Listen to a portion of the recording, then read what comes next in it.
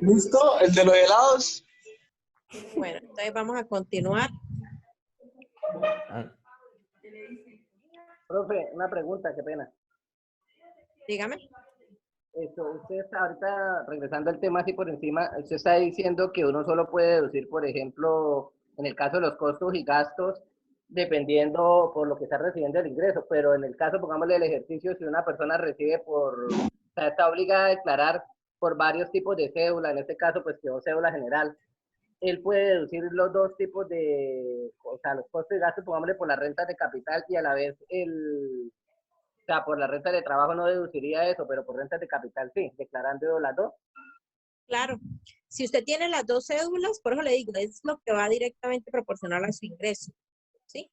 Entonces, si yo tengo los dos ingresos, yo recibo por un arrendamiento y de ese arrendamiento tuve que mandar a hacerle un arreglo a la casa.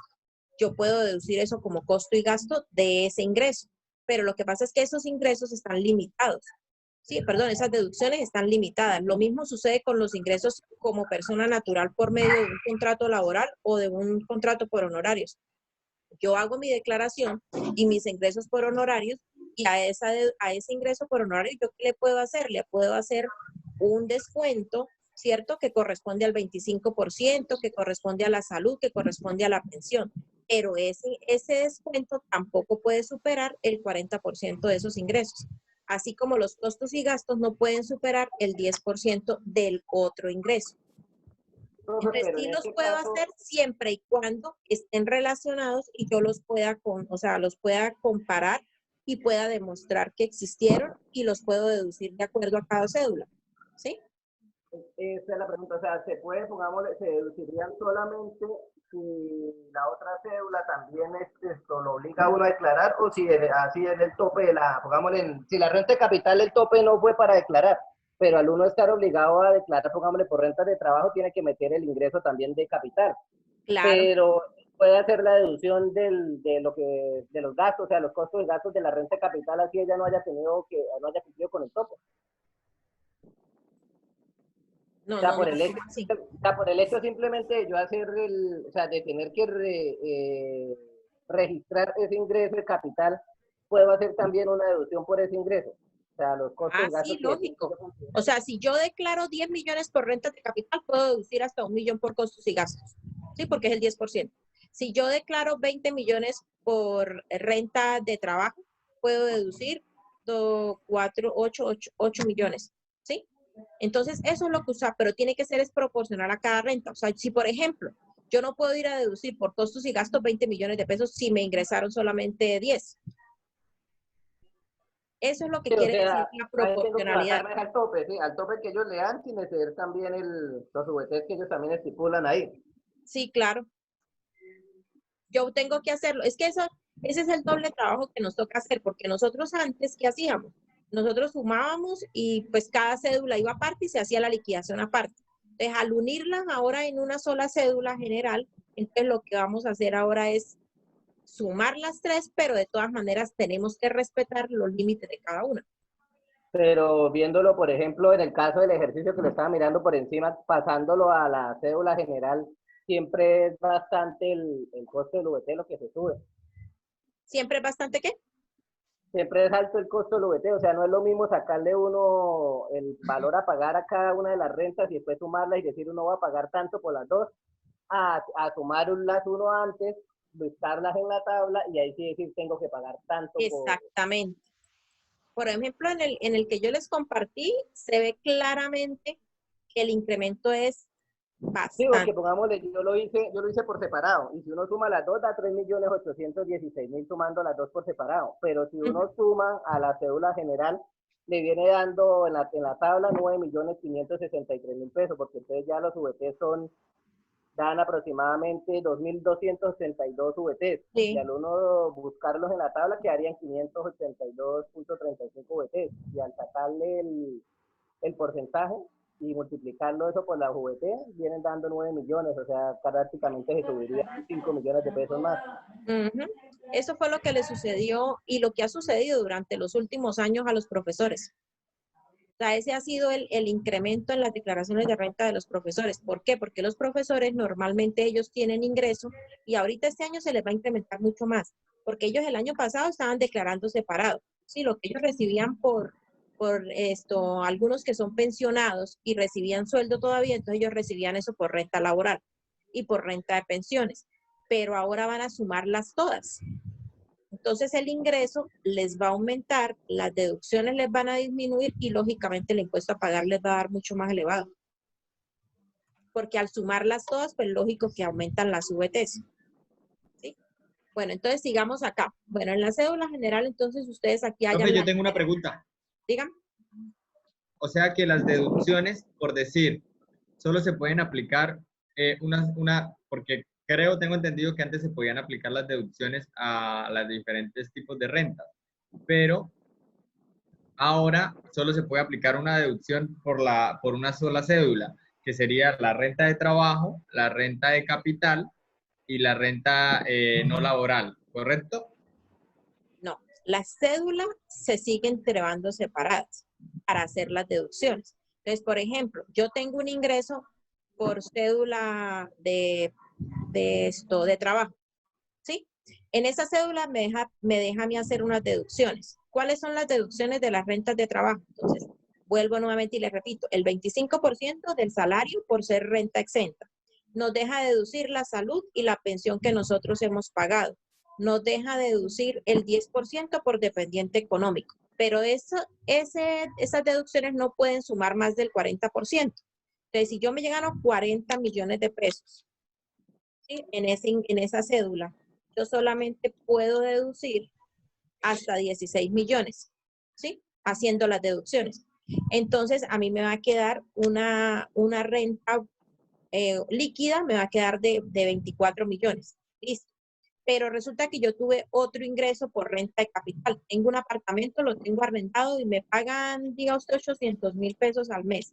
En un año son 9,600,000. ¿Cuánto puedo yo deducirle a esa renta? Si yo pagué el impuesto predial y el impuesto predial me costó, diga, 300,000 pesos, a esa cédula máximo le puedo deducir 960,000. O sea, no me puedo pasar del 10%. Entonces, yo le puedo deducir a esos 9,600,000 los 300,000 pesos que me costó el impuesto predial. Que le hice una reparación y me gasté 2 millones, ya yo no puedo deducir los 2 millones, sino únicamente puedo deducir hasta 660, que es lo que falta para completar los 960. Listo, esa deducción me la puedo hacer.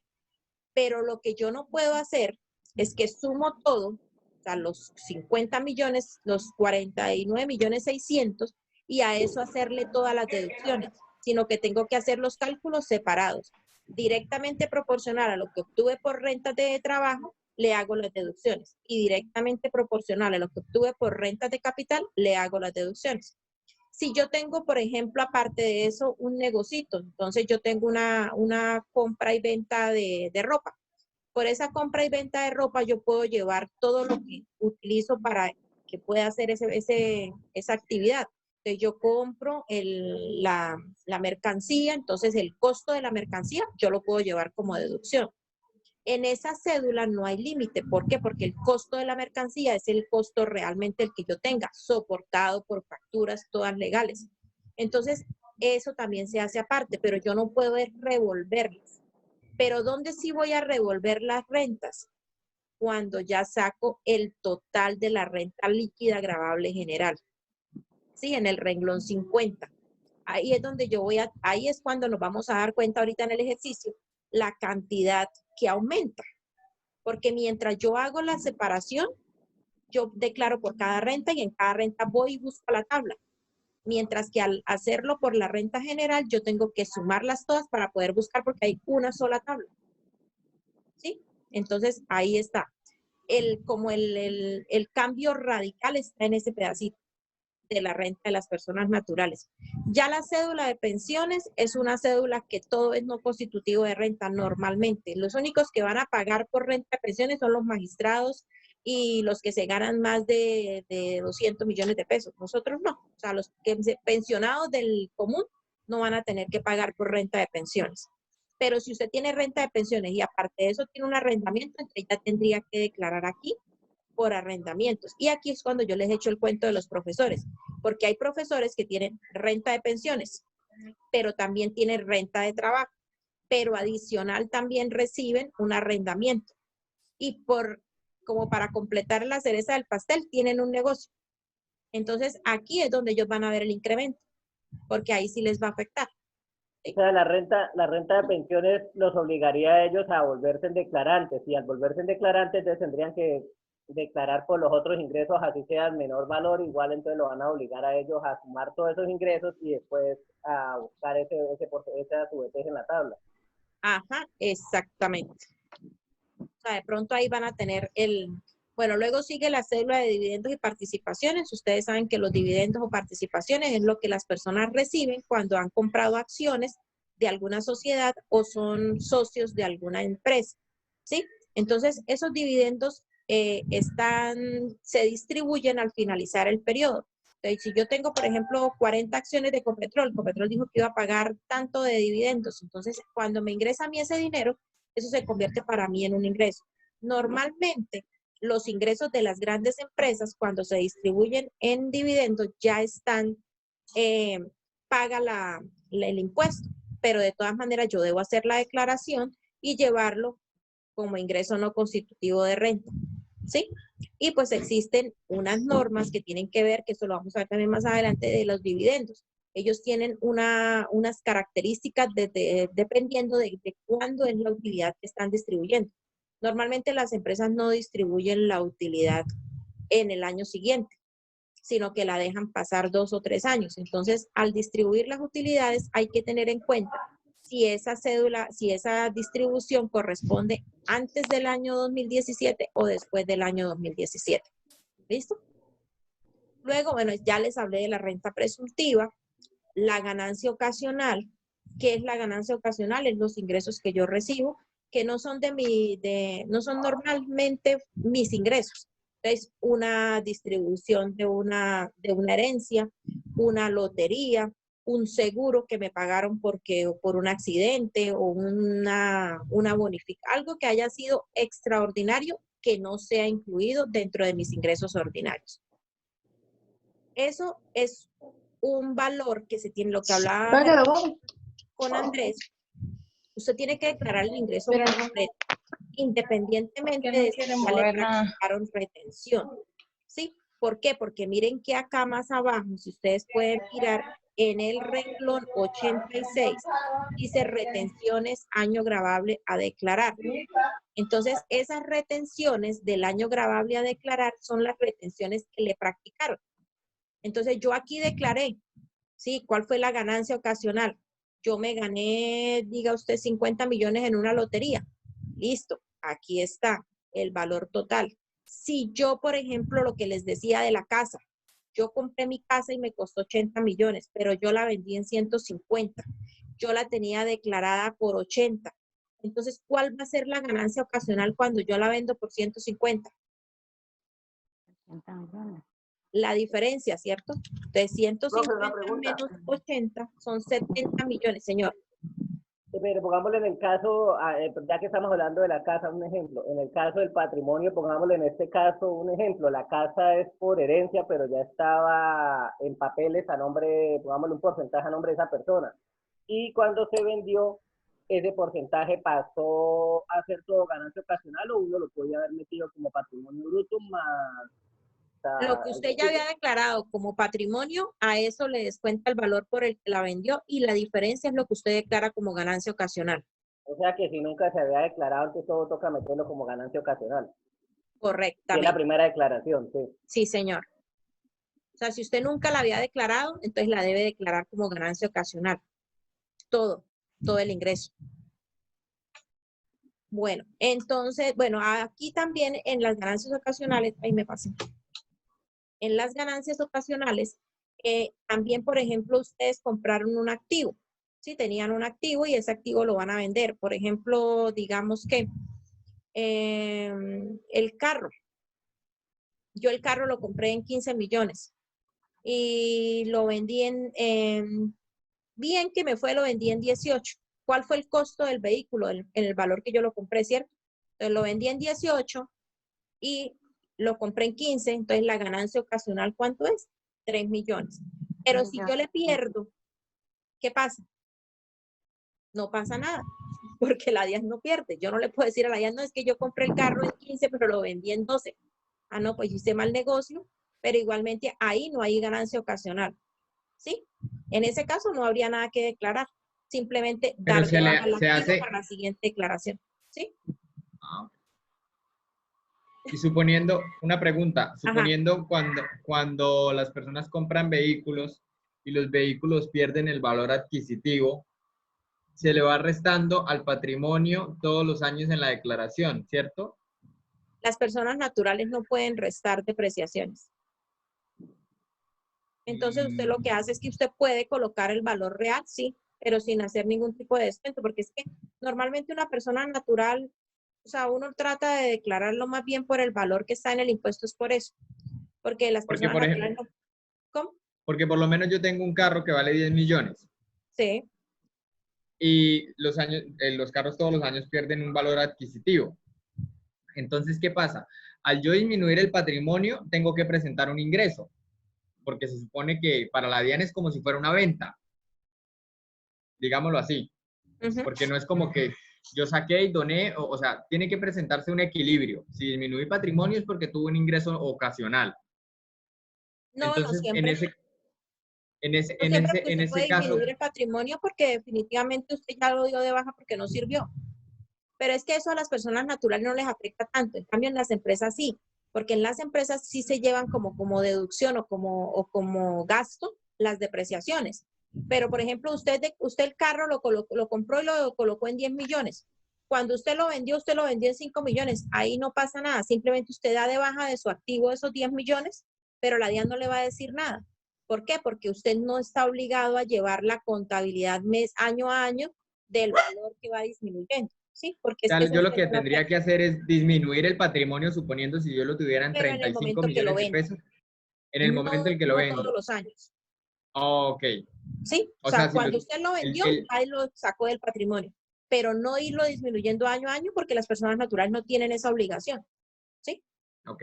Bueno, entonces ahora dice acá, impuestos sobre las rentas líquidas y deudulares. Entonces aquí es donde van los valores como tal, el valor de la renta. ¿Sí? También a veces se presenta mucha confusión. La gente cree que no colocando, o sea, que al no colocar el valor acá, no, aquí se debe colocar el valor total de la renta. Que si usted tiene, por ejemplo, un anticipo del año anterior, que si usted tiene un saldo a favor, usted no lo resta directamente, sino que usted aquí coloca el valor total y la resta la hace luego, porque para eso el formulario tiene todos los renglones para usted hacer todos los descuentos. ¿Sí? No es que yo lo hago directamente y aquí voy a mostrar, no. Usted aquí coloca, si la renta le dio 5 millones, usted coloca los 5 millones. Y luego aquí abajo va a aparecer el valor del descuento, ¿sí? Porque usted lo va a cruzar. Eso es algo que uno a veces, le cuesta a veces acostumbrarse, pero la DIAN es muy exigente en cuanto a esta parte. O sea, yo declaro el total de mis ingresos porque tengo derecho a hacer unas deducciones. No es que yo llevo el ingreso ya neto, no. Siempre acostumbrémonos a que nosotros declaramos el ingreso bruto, ¿sí? El ingreso bruto. ¿Qué quiere decir bruto? Total. O sea, todo lo que yo recibí. Que ya después yo le pueda hacer unas deducciones, no hay ningún inconveniente. Para eso están los renglones de las deducciones. Y debemos tener claro dónde debemos ubicar las deducciones. Dígame. O sea que aquí, perdón que nos devolvamos un poco, jefe, perdón, profe, es que tengo una duda. Donde dice rentas exentas y deducciones imputables, ¿a qué se refiere? Porque ahí entré tarde El renglón al 45 punto. se refiere a las rentas que yo puedo llevar como exentas. ¿Cuáles son las rentas exentas? Los que están en el estatuto tributario y dice, usted tiene, ahorita más adelante la vamos a mirar. Déjeme ver y adelante un poquito acá las diapositivas. Bueno, estos son los ingresos, ¿sí? Estas son las tablas. Miren, rentas exentas, ¿sí? Entonces, en ese renglón yo debo colocar esas rentas exentas. ¿Qué son las rentas exentas? Las que están directamente ya establecidas en el estatuto tributario. Ustedes saben que en el estatuto tributario ustedes encuentran toda la información de la declaración de renta. ¿Cómo la encuentran? En el primer capítulo, ahí está todo. Ustedes se van al estatuto tributario, buscan declaración de renta y ahí encuentran todo lo que tiene que ver con la renta. Ellos lo van haciendo actualizándolo de acuerdo a las reformas que se van desarrollando, pero la base es lo que está en el estatuto tributario. Entonces, por ejemplo, dice gastos de representación. Esos gastos de representación son para las personas que trabajan en ventas, ¿sí?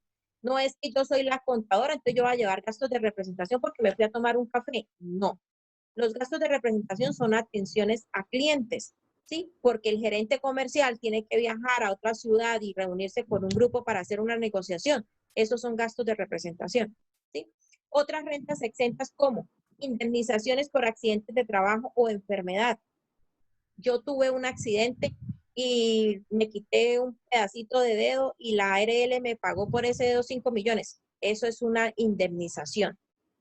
Que si yo tengo la licencia de maternidad, eso es un gasto que es totalmente renta exenta, ¿sí? Que era lo que nosotros hablamos. ¿Se acuerdan que yo les dije que lo que ustedes recibían en la empresa?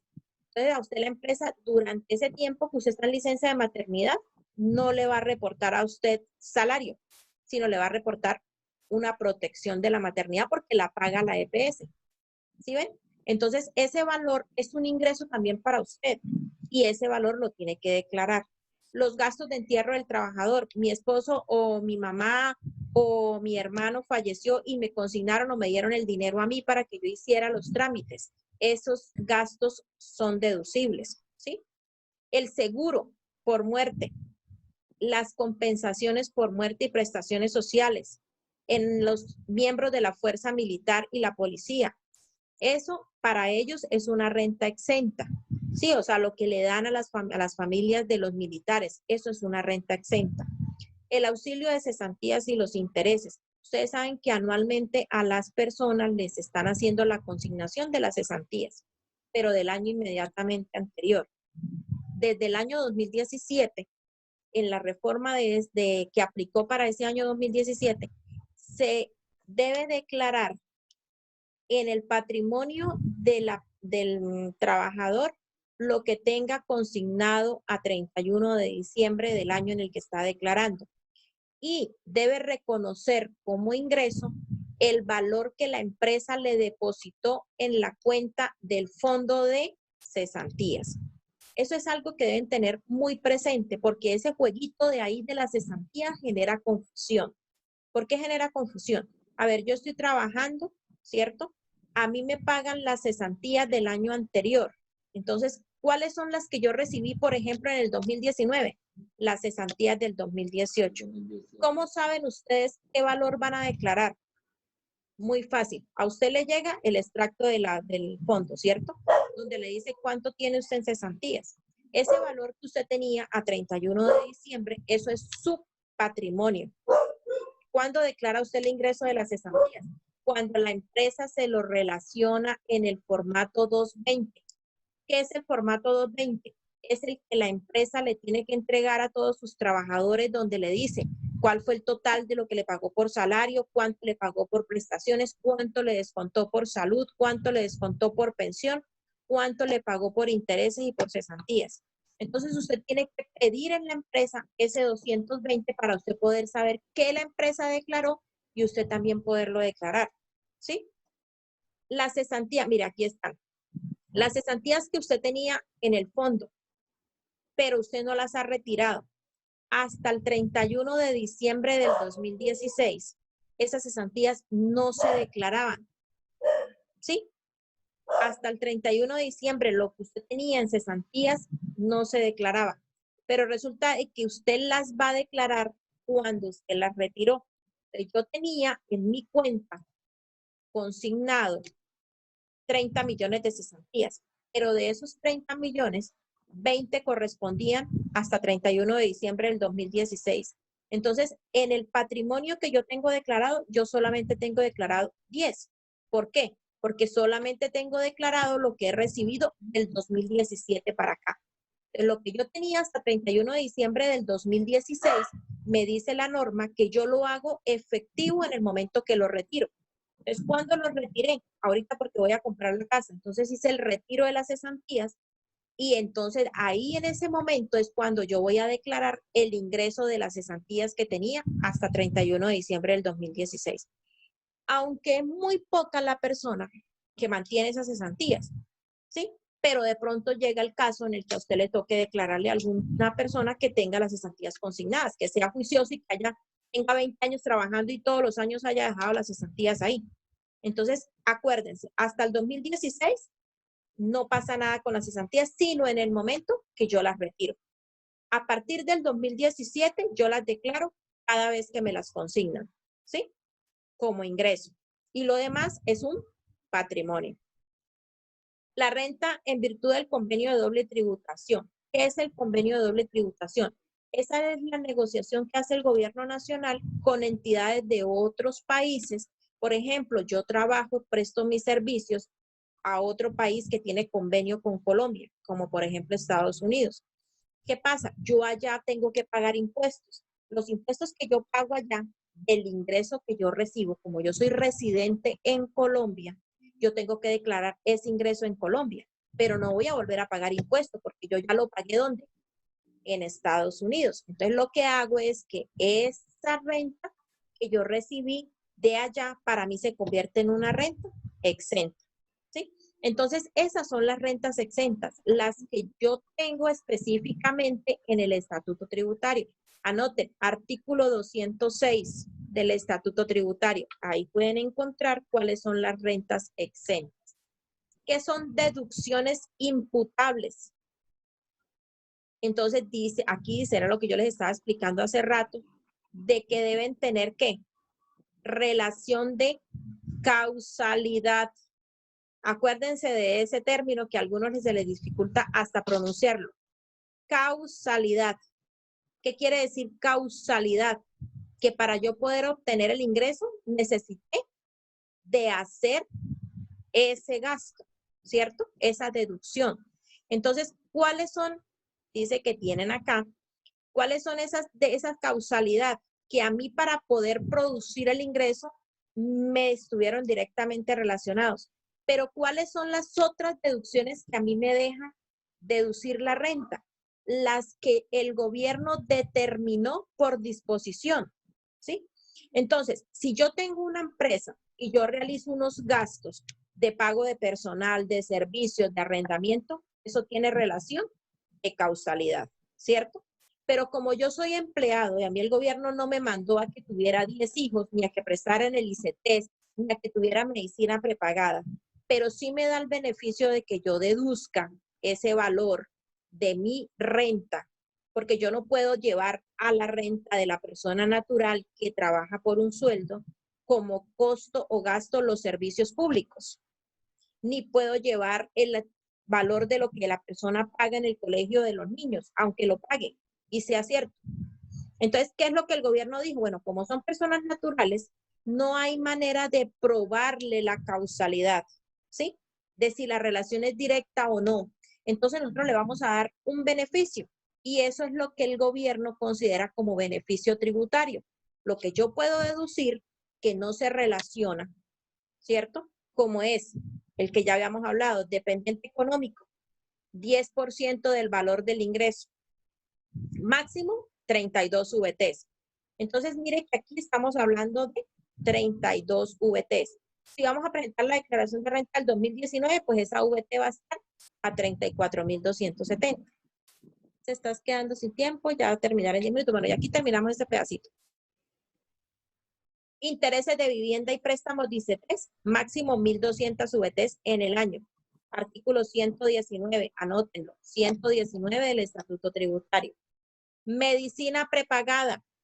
Si yo tengo seguridad social, pero aparte de eso pago una póliza de medicina prepagada para mi familia y para mí, o para mí sola, yo puedo hacer deducción de ese valor que pago en esa póliza. Y el 50% del gravamen del 4 por mil. Pero acuérdense que el gravamen 4 por mil a las personas naturales que tienen una sola cuenta solamente les cobran cuando supera 10 millones en el mes, ¿sí? Entonces, ese gravamen yo puedo llevar como deducción el 50%. Pero aquí está escrito grandecito, la limitación del 40% para rentas exentas. Entonces yo tengo que sumar la renta exenta del 25% que la acabamos de ver, ¿cierto? Lo que yo me gano por rentas laborales, el 25%. Tengo que sumar el dependiente económico, tengo que sumar los intereses de vivienda, los préstamos del ICETES, la medicina prepagada y el gravamen. Y eso no me puede superar el 40% de mis ingresos. O sea que realmente no me están dejando deducir todo esto. Antes esto era solamente limitado a las VTs mensuales. Ahora está limitado además al 40% de los ingresos. Bueno, hasta ahí tienen preguntas. Profe, una pregunta, qué pena. Dígame. Pero pongámosle, usted dice que la renta exenta solo hasta el 40%, pero los primeros puntos que leímos, pongámosle los gastos de representación, la renta, las indemnizaciones y todo eso, ¿eso sí se puede descontar el 100% del beneficio? No, porque eso es renta exenta. Lo único que se puede descontar y que no afecta al 40% es la salud y la pensión. O sea que todo eso sumaría en el 40% máximo que uno puede descontar. Exactamente. Claro, claro que hay una excepción aquí, que es lo de las fuerzas militares y la policía, ¿no? A ellos sí no les incluye eso en el 40%, pero solamente a ese tipo de personas. ¿Listo? ¿Otra pregunta? Ah, y también lo de las cesantías, ¿no? Lo de las cesantías que estaban en el fondo hasta el 2016. Eso también no se incluye dentro del límite. Pero a partir de ese año, ya lo que usted reciba por cesantías que sea después de esa fecha, sí le incluye dentro del límite. Pero o sea que si el valor que uno le da para descontar es inferior al 40%, ¿uno puede descontar el 40% como tal o tiene que descontar el valor inferior? El O sea, valor, el valor que le da a uno. O sea, siempre se descuenta el menor valor. Ajá, exactamente. O sea, usted no se puede pasar del 40%. Si el valor le da menos que el 40%, perfecto. Si el valor le da más, es hasta el 40%. ¿Preguntan, niños? Profe, yo sí tengo una duda. Dígame. Yo quería saber, habían hecho una referencia sobre, por ejemplo, habían prestado la cuenta, ¿sí? Que le consignaron 40 millones. Ahí en el formulario, ¿en dónde se registra ese ingreso que no es de la persona natural? En el formulario 210. En el formulario usted los coloca como ingresos. Mire acá. Ajá, pero ese ingreso lo Ingresos coloco por rentas, para mí serían rentas no laborales. ¿Sí? Y no usted es lo laboral. llamaría Ahí es como donde se ingreso. pone ese... ¿Cómo? Ok. Y profe, si por ejemplo, como usted decía que uno tenía que tener una certificación de los préstamos. Un ejemplo, yo hice un préstamo de 15 millones de pesos para el arreglo de la casa de mi mamá. Directamente el préstamo no es un ingreso. O sea, no se considera un ingreso porque el préstamo usted lo hizo de pronto para comprar un activo. Entonces, el valor no es un ingreso, pero usted tiene para demostrar que no es un ingreso porque es un préstamo. Pero en el caso de que usted no tenga un soporte de préstamo, sino que haya sido un favor de prestar la cuenta, usted tiene que tener la certificación de la empresa que usted lo hizo porque la empresa se lo solicitó. ¿Pero no lo debe reflejar como un ingreso?